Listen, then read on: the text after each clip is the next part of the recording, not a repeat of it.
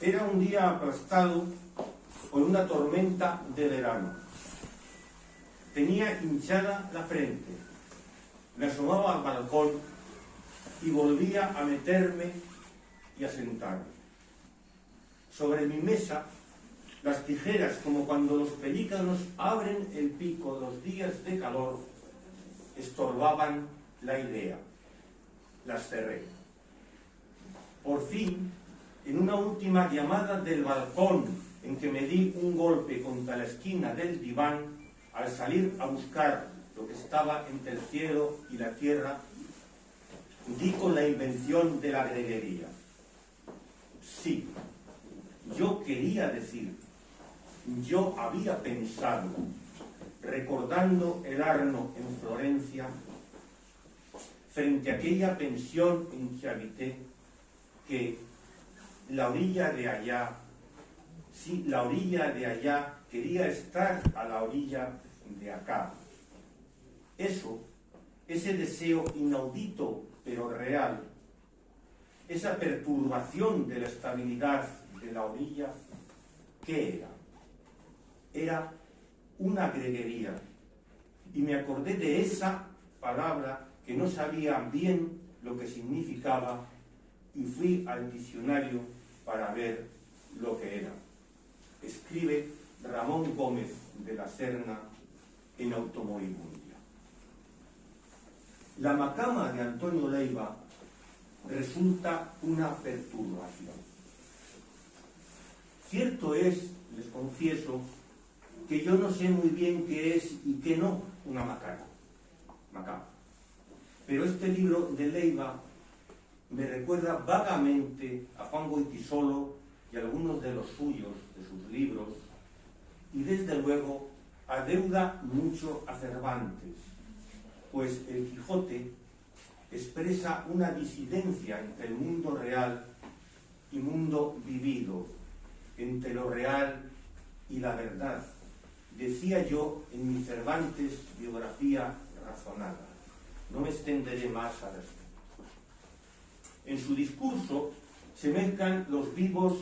y los muertos, según sus propias palabras. Y el ayer de Andalucía, Huelva, Sevilla, Córdoba, Málaga, Jaén, Cádiz, Granada, que se nos advierte en el mapa previo, y el hoy posible en este cruce de atajos y caminos. En este cruce de atajos y caminos sin señalizar, en el que cualquiera puede extraviarse, con un pasado que habría hecho otro el presente si los que vinieron hubieran convertido en realidad la utópica fusión de las tres culturas que coincidieron en la era califal. Porque esta macama fue literalmente construida con una técnica que obliga a que respiren el mismo aire elementos que nada o poco tienen en común. Porque esta macama fue literalmente construida con una técnica que obliga a que respiren el mismo aire elementos que nada o poco tienen en común, sean los que podemos ver con los ojos o los que no tienen cuerpo, porque son idea y pensamiento, y dado que la realidad que nos transmiten los libros solo incoherencias nos ofrece, dice el autor. El narrador omnisciente es, que duda cabe, mi amigo de hace más de medio siglo, el poeta, crítico de arte, galerista, pensador lúcido, que diría el pintor José María Iglesias, Antonio Leiva. Pero, ¿quién es el Cide Hamete Benengeli, el señor Berenjena de Leiva, que cuenta sus historias? En mi opinión, trátase de un personaje apócrifo y coral. Cabe que todos y cada uno de los historiadores, poetas, pintores, etcétera, etcétera, aquí citados, vivos y muertos, que dan calidad otra, poliédrica, a la macama para despertar al gallo del viento. En una primera lectura de este largo poema en 10 partes,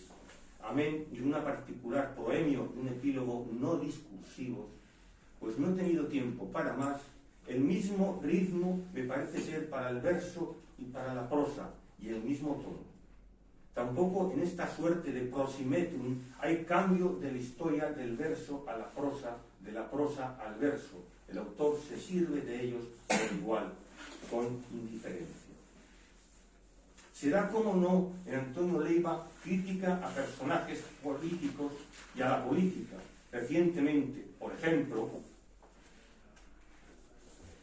cito, o pobres y desconsuelos que les llevó a satirizante y pródigo en licencias de la imaginación, que los desgobernados indignados, pienso luego estorbo, protagonizarán en la Puerta del Sol de Madrid poco antes de la ley Mordaza y que de la política de las privatizaciones y de las puertas giratorias que facilitan el tránsito hacia la impunidad, alcanzara tan notable predicamento y de que la indignación de los indignados fuera habilidosamente encauzada, ofreciendo sillas para todos, aunque algunas con las patas quebradas, para que quedara para los años venideros en satisfactoria indignación que se contenta en ser proclamada entre aplausos mutuos. Voy con otra cita, esta vez cogida directamente del libro. Pensar que Granada fue una ciudad floreciente y económica y engalanada de sabidurías le llevó a pensar también en la poca atención que para que no desaparezcan y perduren esas atribuciones les prestan los que nos gobiernan, no como antes a golpe de disposiciones de obligado cumplimiento, sino con benevolencia y buenas maneras, y pidiendo de vez en cuando nuestra opinión, aunque de tanto estrechar manos sin saber de quién, para que esas manos depositen en las urnas precisamente el voto que les favorece, los dedos se les hayan convertido en huéspedes y las orejas con las que fingen escucharnos crecido como crecen las de los mentirosos, y porque por sus muchas obligaciones siempre andan faltos de sosiego que se necesita para pensar, piensen poco y muchos de ellos acaben por creer, como se creía antes, que los libros los escribe el diablo y que hacen bien en mirar con el rabillo del ojo a los insurrectos que los manejan con desenvoltura, aunque les haya conducido a no leer otra cosa que las sinopsis de prensa que cada mañana les ponen en la mesa los particulares secretarios que les espantan las moscas, le condujo a recordar a su amigo Enrique Mujica, etcétera, etcétera. Hablándoles desde este cruce de historias y de metahistoria, que es también la Galería Orfila, no quiero terminar sin leer algo de mis páginas preferidas de esta macama para despertar al gallo del viento, de Antonio Leiva. Voy a leer solamente un fragmento, porque es un texto largo que tiene su sentido. Ismael González de la Serna, con los 2 números de Gallo bajo el brazo, la revista de Federico, decía en voz alta, y Manuel Ángeles Ortiz, que se golpeaba con las manos la frente, porque le parecía un disparate que su sobrina Lina Davidov le pidiera 3 o 4 de sus cuadros para la exposición que Mercedes Gómez Pablos preparaba, ya que algunos de los suyos, entre ellos el retrato de Bergamín, se habían perdido en el viaje, a José María Moreno Galván, que le contaba a Pablo Serrano la cena de desagravio que se le ofreció al pintor Francisco Mateos, incómodos todos ellos por verse obligados a convivir con gentes que no eran de su generación, y lo difícil que le había sido llegar a Baeza el día en que se puso en pedestal de piedra la cabeza, también de piedra, que Antonio Machado hizo para que quedara definitivamente quieto, y a José Guerrero, y a Antonio Valdivieso, y a Manuel Rivera, graves sus semblantes como si fueran cartujos de cartón, alzando sus cabezas para parecer más altos, que Miguel Ríos y Enrique Morente y Carlos Cano, los 3 risueños y gesticulantes, tal acostumbraban para rebajar la ojedad de sus a veces desesperanzadas canciones, como también gesticulantes por meros risueños, a Luis Buñuel con un brazo sobre el hombro de Pepín Bello. Consigue el texto, es largo, no les quiero cansar, y eso es todo lo que yo tenía que decirles de mi primera lectura de esta macama para despertar